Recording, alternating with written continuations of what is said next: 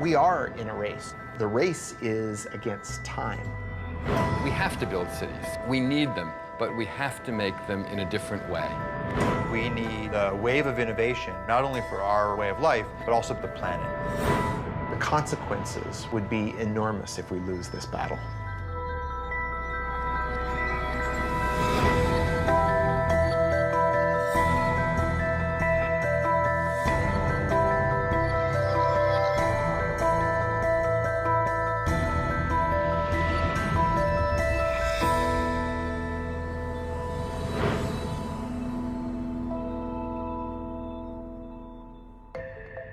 I'm Thomas Getz, executive editor at Wired magazine.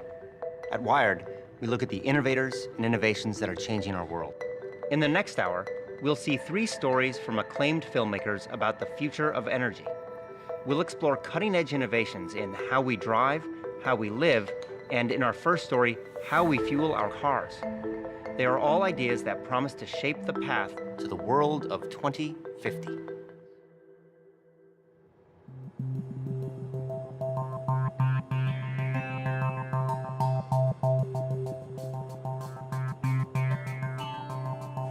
The world has right now close to 1 billion cars, and we might double the number of cars on the planet by 2050.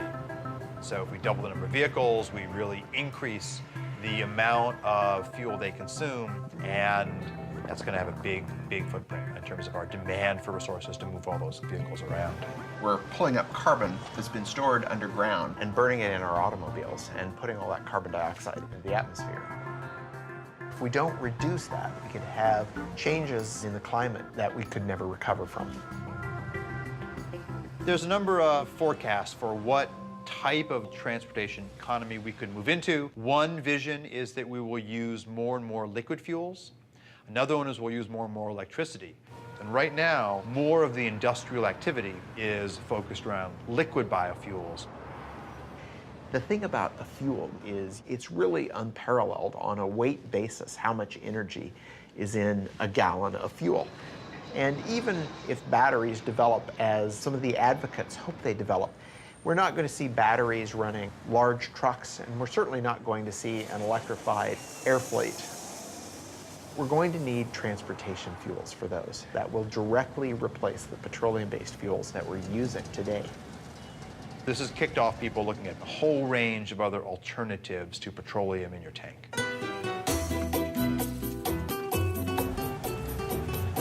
Commercial production of ethanol as fuel started in Brazil in 1975.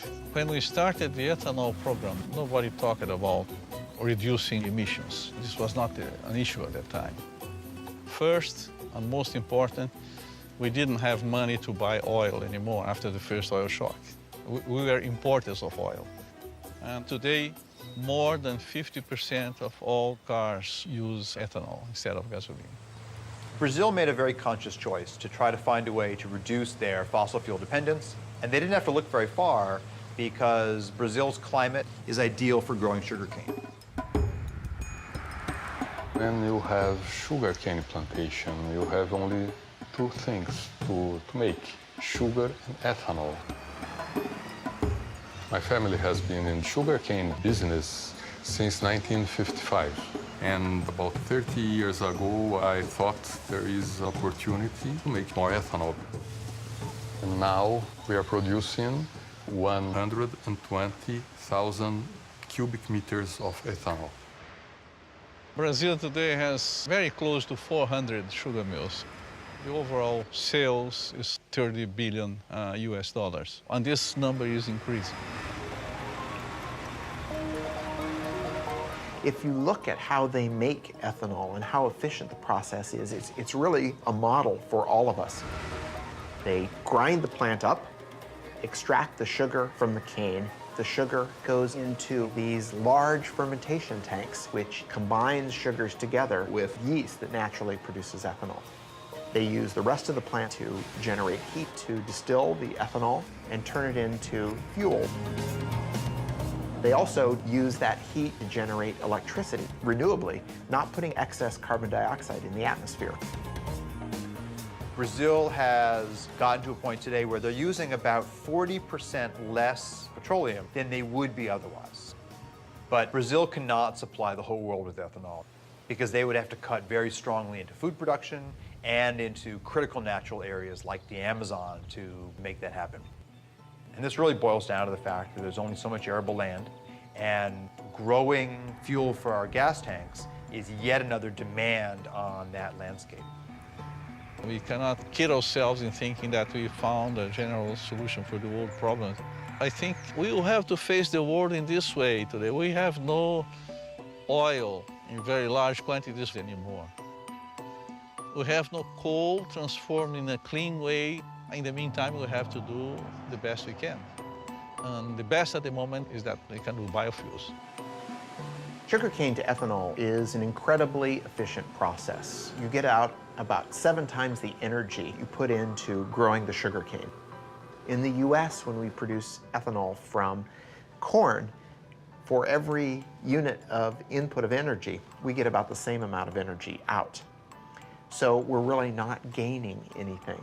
We need a better process. We don't have to take what nature's given us. We can actually engineer plants and yeast to be more efficient, and that's the basis for a lot of the work that we're doing now. What we need to look at, though, is which of the pathways that come out of this are not only good financially, but those that are also good in sustainability. And this equation is really wide open right now. We are in a race to develop fuels. The race isn't with other countries, the race is against time.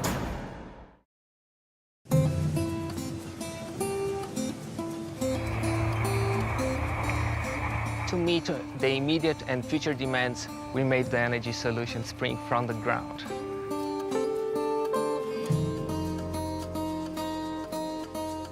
Brazil is the most efficient ethanol-producing country in the world. Sugarcane alcohol from Brazil can reduce the total carbon footprint by up to 70% compared with the gasoline.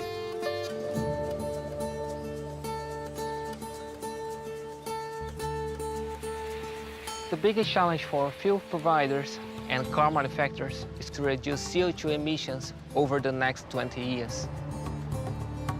Demand for mobility will continue to grow. We believe that biofuels are very important because they help in an immediate way. All forms of fuel are going to be needed. Hydrocarbons, natural gas, biofuels, all of them are going to be part of the energy mix for the future of transportation.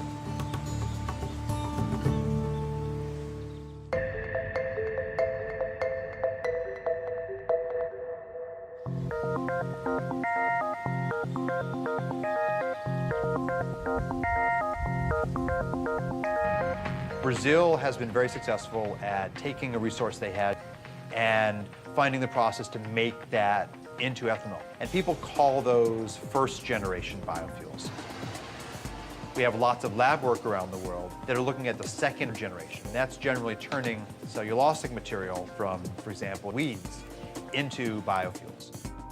And the United States is very much at the forefront of the innovation part of the equation.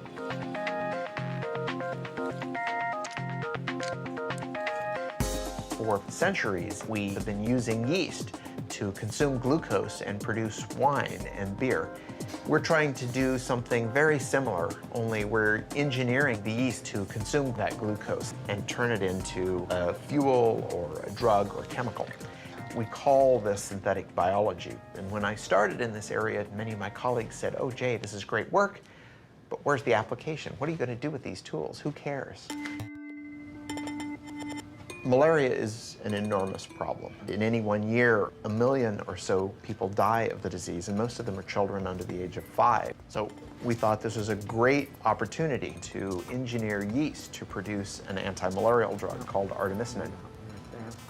This drug is derived from plants right now, but it's too expensive for people in the developing world. So my laboratory engineered yeast to produce small quantities of artemisinin. Now that process is being scaled up and we'll have this drug on the market shortly, but at a substantially reduced cost. It turns out that anti-malarial drug is a hydrocarbon, and it's very similar in many ways to diesel fuel. We thought, gosh, we could turn our attention now to fuels. We could make a few changes in that microbe to turn it into a fuel-producing microbe. If we imagine that glucose is going to be our new petroleum, we need a source for that glucose. So the crops that we're looking at are crops like switchgrass. This is a native grass. It grows without a lot of water and on marginal lands, but we could turn into energy farms. The challenge, though, is that unlike sugarcane, it's very difficult to get the sugar out of that biomass. So we use what we call a pretreatment process to extract the glucose from the plant, and then we feed that glucose to a yeast that we've engineered to produce hydrocarbons. And that yeast takes in the sugar, and it changes its composition and gives us this high-energy molecule. They float to the top, you skim them off, you put them in your tank.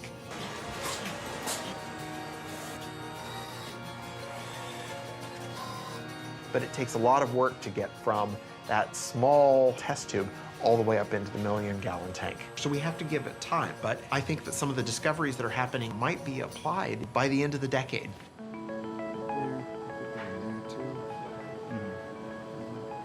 In terms of a sustainable equation for the planet, the role of biofuels is quite tricky. There are a variety of crops that do not compete directly with food, and finding ways to utilize those types of crops first, that's very attractive. So solving the science is part of the story, but then evaluating all of these new fuels in terms of the land use impacts that they could have, that is an even harder story than doing the good science. Imagine that you could have one process that could take in sunlight and carbon dioxide and turn it into fuel. And imagine if that didn't involve growing anything at all. The synthetic biologists are trying to take plants and make them do things that they wouldn't normally do. On the other hand, materials chemists like myself want to do artificial photosynthesis to improve on the process that nature does in real photosynthesis.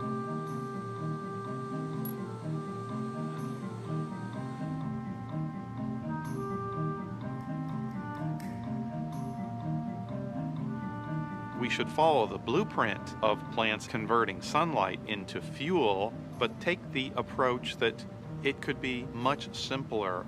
All we really need is a light absorber that absorbs sunlight. We also need a catalyst like iron or nickel. So when you see the hydrogen coming off of the photoactive material, that's an example of a semiconductor breaking the chemical bonds of water to make hydrogen and oxygen. Ultimately, our pieces are going to be contained in something that is easy to roll out like bubble wrap, where in would come sunlight and water. You would vent the oxygen to the air, but the bottom would wick out your liquid or gaseous fuel that then you could collect and use for our cars and planes and storage.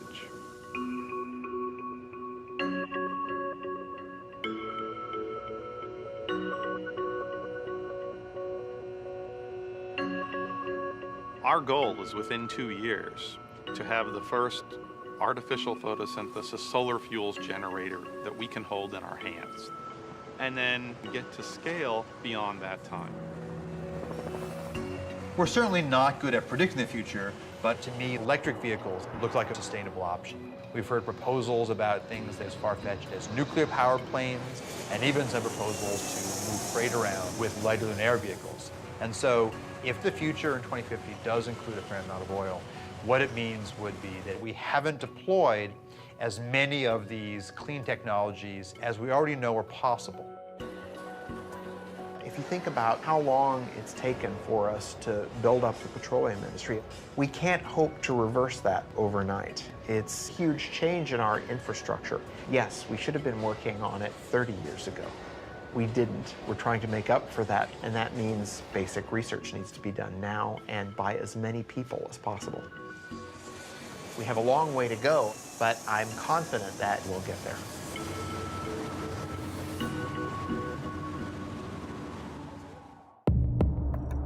In the future, 3D maps are going to help people get places more efficiently.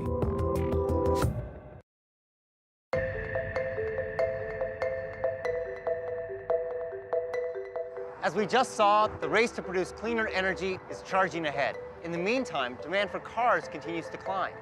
By 2050, it's predicted there'll be 2 billion cars on the planet, and fuel consumption will have tripled. To keep pace, we'll have to radically change the way we drive. Here's our next story, Driven by Design.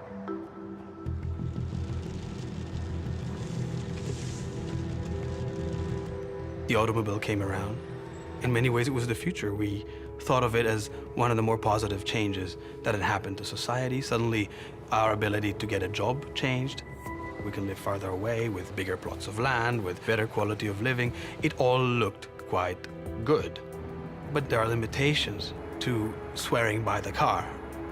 If it gets congested, your quality of life drops immediately. To spend so long in the car, it's very inefficient use of fuel consumption. Things stop making sense all of a sudden. It doesn't bring you closer to where you want to get. It actually sometimes brings you farther.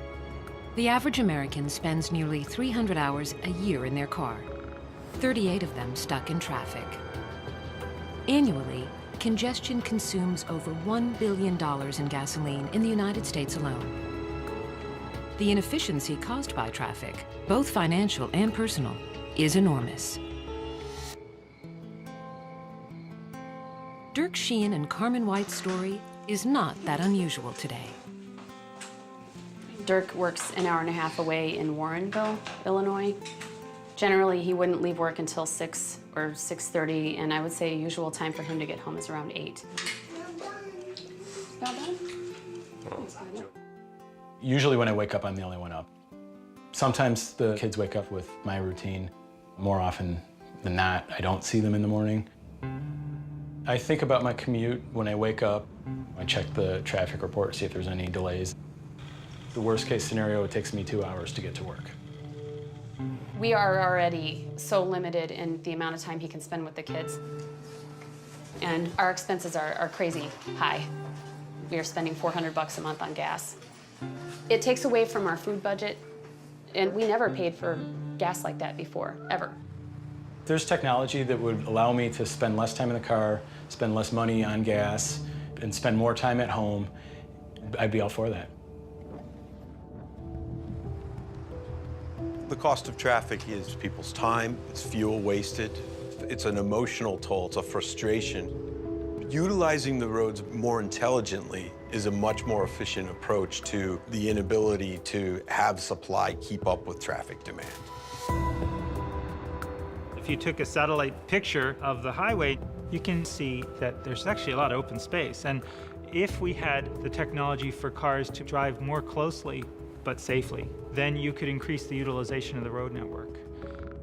What this means is that to be more efficient, to use less fuel, we need to see the road differently. We need cars that can navigate through the urban landscape in a radically different way.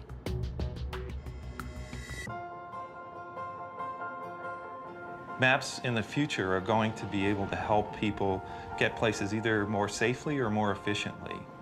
Today just helps you get from point A to point B. But what if I want to get someplace and use the least amount of fuel possible? Or if I've got a hybrid vehicle, I want to make sure I've got plenty of charge, not only get there, but to get back home. So information that is going to help people achieve the more efficient or the safer route is more detailed information about the road than a lot of people realize is possible to collect today.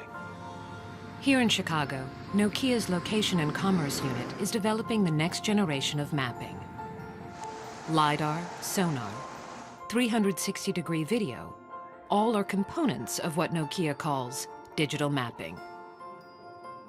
We use 64 lasers that rotate and they collect data in a 3D way about the world. It creates what we call a point cloud of information. That point cloud allows us to measure distances then between the points that we collect.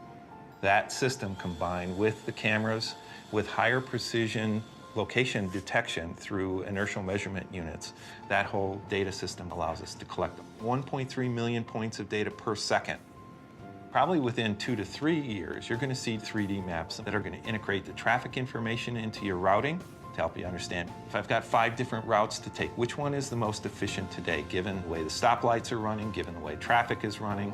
All of those factors are going to be taken into consideration to make sure I've got the best route. But better mapping that can integrate topography, infrastructure, and density is only part of the answer. Another key to improving transport efficiency is building cars that drive themselves.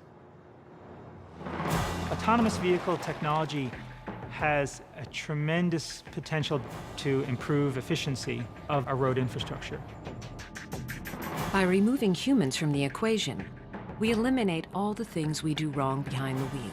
Speeding, changing lanes too often, merging haphazardly. And by marrying autonomous vehicles with sophisticated 3D maps, we can make driving safer and more energy efficient. That next generation vehicle is being built right now by the Swedish trucking company, Scania. The solution, as you see it, is that the vehicles can utilize intelligent maps, three-dimensional maps with traffic information. The vehicles will be intelligent and communicate with each other. They will talk to each other, they will talk to the infrastructure. And we will see completely autonomous driven vehicles.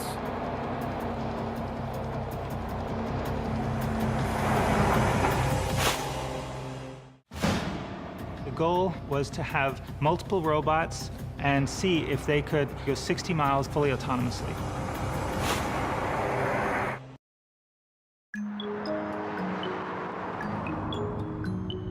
My name's Helen Taylor.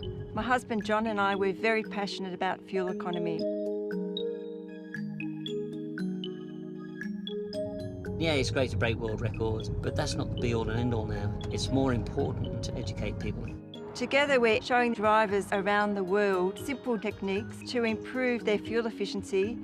We run these education programs, get people on the road with us, and we finally tweak their driving techniques. Things like just checking your tyre pressures before you even get into your car.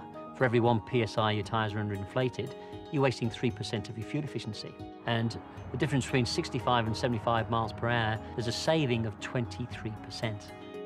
When you talk to the general public, they're very surprised that an energy company like Shell is trying to educate people how to save money, how to reduce CO2 emissions. And here we have Shell sending us around the world to do that. You always hope when you're on this planet that you can make a real difference in people's lives. When you get emails from people saying, I've saved this amount of money this year, now I can put food on the table, then you know you are really making a difference.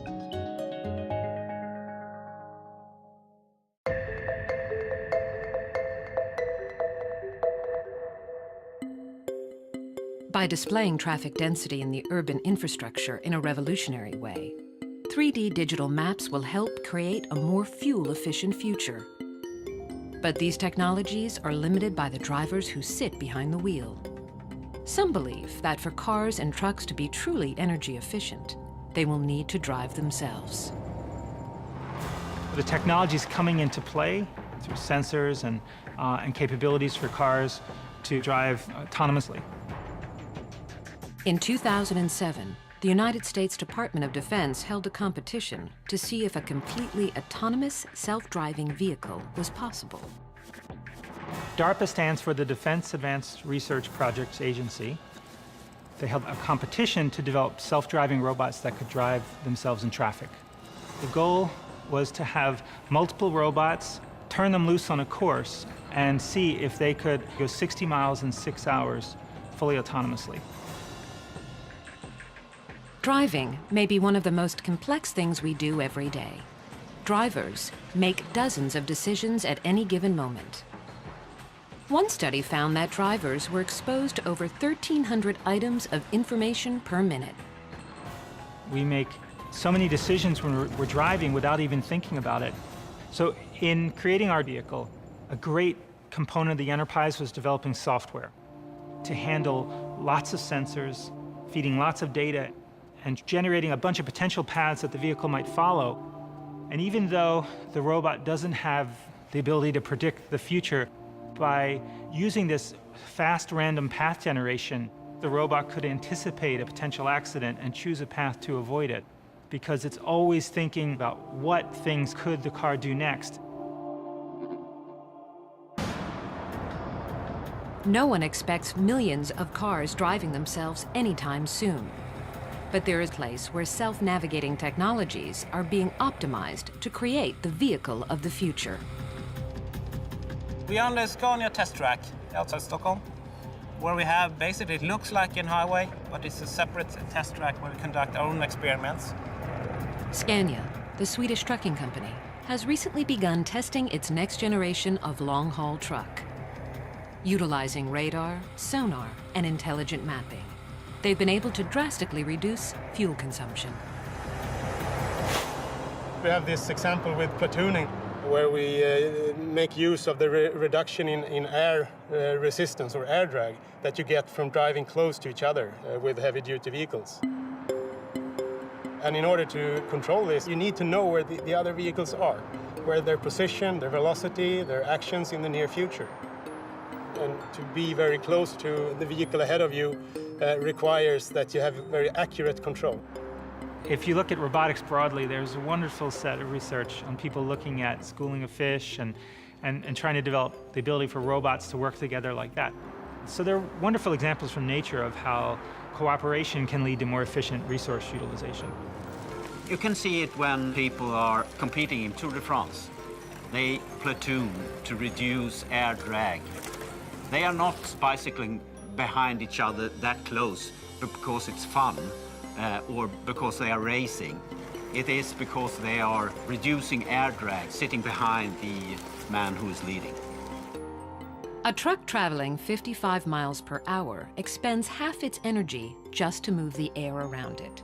At 65 miles per hour, that number jumps to almost 2/3. Even if platooning can reduce the energy used by 10%, the savings would be substantial. If a vehicle in front of another vehicle wants to brake, it immediately sends out the brake message to the other vehicles. So they actually brake at the same time. The way we do this is we have an automated system. So now, for instance, if I take my feet off the acceleration pedal and turn the system on, the velocity is automatically governed by getting information from the vehicle ahead through its wireless system. We want these vehicles to maintain a short relative distance. So through this system, we can reduce the fuel consumption by utilizing the air drag reduction by 10%. And 10% would mean he will be able to save approximately 8,000 euros per single heavy-duty vehicle per year.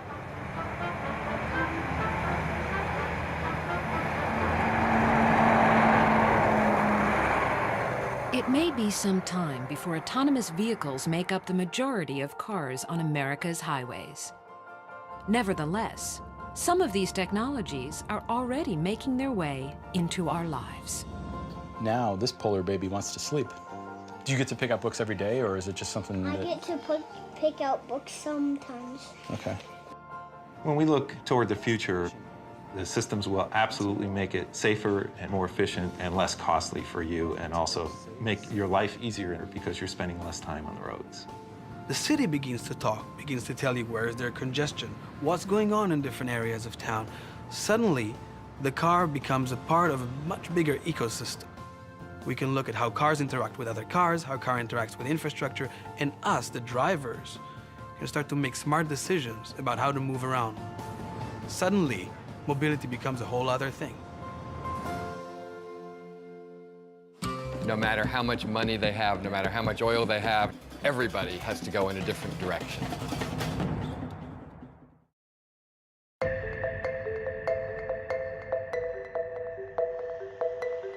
We've seen that changing the way we drive can improve transportation efficiencies.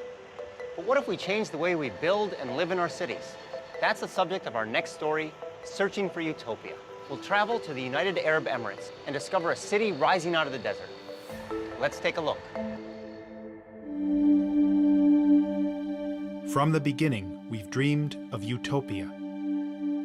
A place where we could live in harmony with each other and in balance with nature.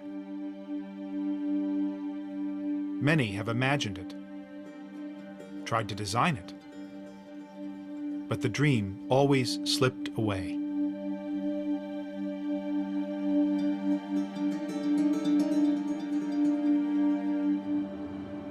Then I heard they were building a new city called Masdar, near Abu Dhabi, in the Arabian desert.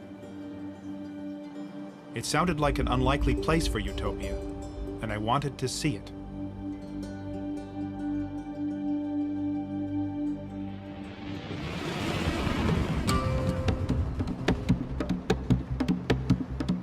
The last half century has been a pretty bad time for the making of cities, mostly. The natural tendency has been to accommodate to the automobile more than anything else. Try walking around Abu Dhabi. It's impossible. You have to take a car everywhere. Dubai, the same thing. They are among the least pedestrian-friendly places in the world. They are not green by any other measure either. And these are not easy things to fix. Masdar is still under construction, and it doesn't look like much from the highway. But they claim it's going to redefine the way cities are designed, built, and powered. Masdar City in Abu Dhabi will be the city of the future and the role model for the world. Once you see what they've envisioned for this utopian city, it's very impressive. It's carbon neutral, pedestrian friendly, and powered by renewable energies. But I do notice we're going to have to change our relationship with cars. Welcome to Masdar City. أهلا بكم في مدينة مصدر. We are driving in the bowels of Masdar City in an electric transportation system. It's slightly unnerving to sit in this for the first time. And where are we going? The first big move the architects at Foster & Partners made was to put all transportation underneath the city, leaving the streets of Masdar totally free of cars. The place reminded me of a medieval city, and actually, many design elements are adapted from ancient Arabic towns and villages. It's all about looking back into history to move forward. There's some very, very simple ideas that have a huge impact.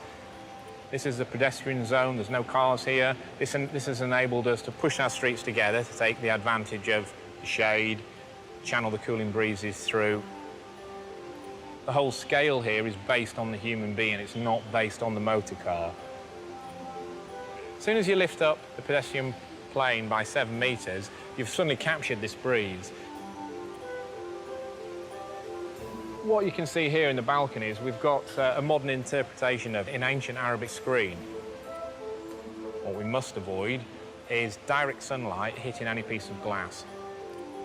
As soon as the sun hits the glass, the heat's transferred into the building and we have to use more energy to cool it down. Can this really make all that much of a difference? Yeah, absolutely. For example, downtown Abu Dhabi, 60-meter wide streets, black asphalt, mirrored, reflective buildings, no relief from the sun. On a day in September, the air temperature in both places was 39 degrees. In Abu Dhabi, the temperature measured at the asphalt was 57 degrees. In Masdar, the temperature measured on the ground is 33 degrees, so we've actually lowered the air temperature. We're trying to do as much as possible with as little as possible. These simple design moves cut air conditioning needs by 60%. But this place is also technically very sophisticated. The roof panels not only provide shade, they also generate electricity. And the walls themselves are made of glass-reinforced concrete, literally sand taken from the desert. Everything here is geared towards maximizing energy efficiency. Masdar does represent a whole different value system. It represents an acknowledgement that eventually everybody has to go in a different kind of direction, no matter how much money they have, no matter how much oil they have, no matter anything else. All of the cities here in this part of the world have come out of nowhere. There was nothing here not so long ago, except small settlements in the desert.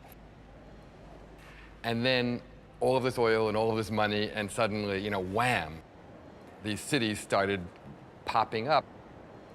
But they sprung up in a false love of a Western model that was already out of date. The model of the late 20th century automobile-based, energy-hogging city.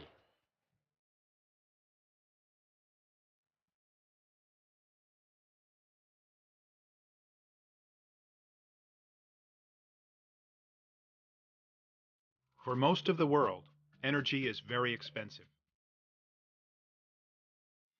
But the United Arab Emirates is sitting on 10% of the world's oil. And energy is cheap. So cheap, you can run a ski slope in a shopping mall and build the world's tallest skyscraper. But even here, cheap energy won't last forever, and the people behind Masdar are determined to find alternatives.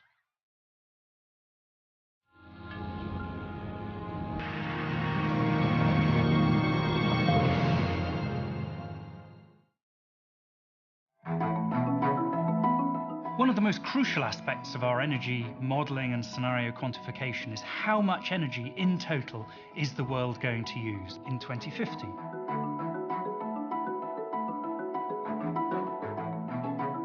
The Scenarios team is a bunch of people with rich imagination, I would say. We have political scientists, economists, geopolitical experts. Really, we try to simplify the complexity all around us. We in the Scenarios team are currently putting a lot of attention into cities and city development.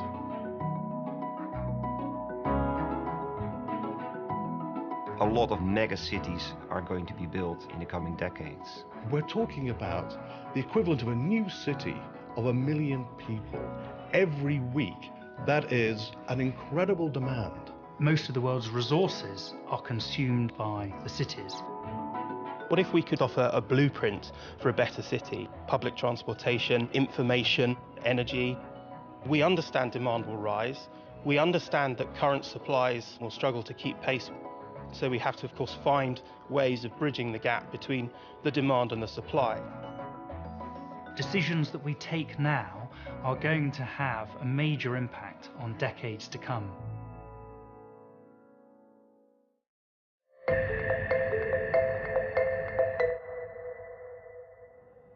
There's enough oil under these sands to last 150 years.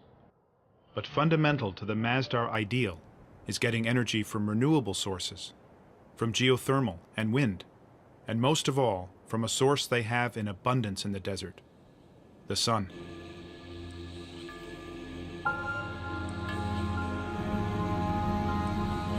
This field of solar panels makes more than enough electricity to run Masdar, and the excess power is sent to the Abu Dhabi grid. But silicon panels are expensive, and the price of solar power needs to drop if it's going to be competitive from Africa to Asia to Arizona.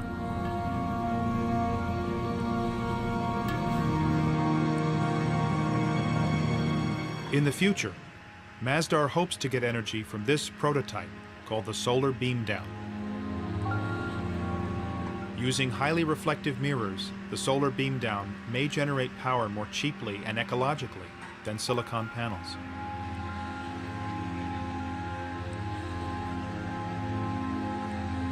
The mirrors bounce the sun's rays up to the tower and then down to a point.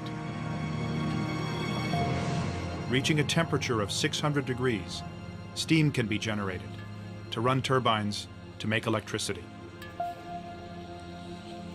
There's just one problem.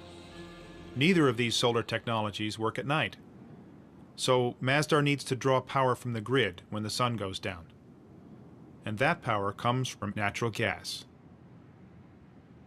The reality is, it's just not yet possible to power Masdar entirely without fossil fuels.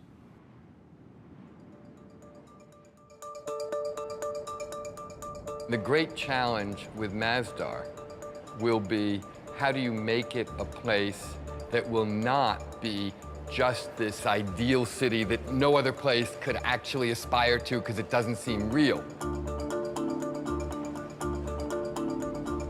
What Masdar has to be is a laboratory that develops things that then can be applied in existing cities all around the world, because that's where it will pay off. There's no payoff if it's just about itself. The payoff is how can everything it's trying to do matter in the rest of the world. Right now, there's only a store, 2 restaurants, a bank, and a few hundred students living here. It's too early to tell if Masdar will work as a city when it's finished. But much has been achieved. They are carbon neutral and largely powered by renewable energies. Solutions here won't work everywhere, though. Many cities are in cold climates, and cooling is not their energy problem. They need to let sunlight in, not keep it out. Cities like Los Angeles or Houston are built around cars. Can Masdar's lessons be applied to them? Still, it's a step in the right direction, and it's impressive that this step is being taken by a country that doesn't need to take it. I met a guy who said actually they did need to take it. He took me to the desert to explain. God says, وَعَرَضْنَا الْأَمَانَةَ عَلَى السَّمَاوَاتِ وَالْأَرْضِ وَالْجِبَالِ. God talks about man's place in the universe, that this world is a trust. And God offered this trust to the mountains, to the heavens, to the land, to earth. And all refused it, refused to take this trust. But man, being adventurous, a bit vain, maybe too ambitious, being man, accepted it. Now, accepting it, there is a responsibility.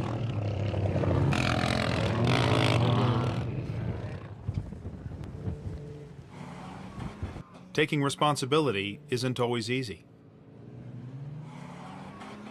Utopia may be unattainable, but we must reach for it. And Masdar does give us a clue to what cities will be like in the future.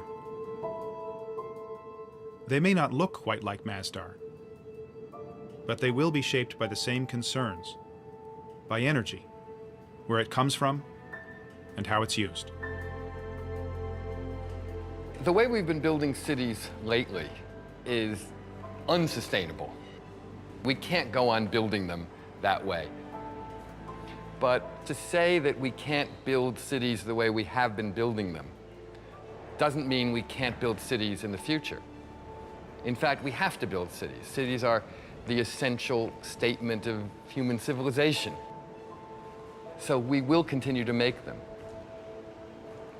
But we have to make them in a different way.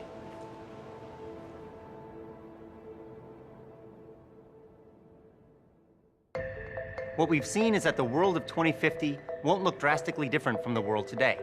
But the challenges of a growing population and increased energy use demand real solutions.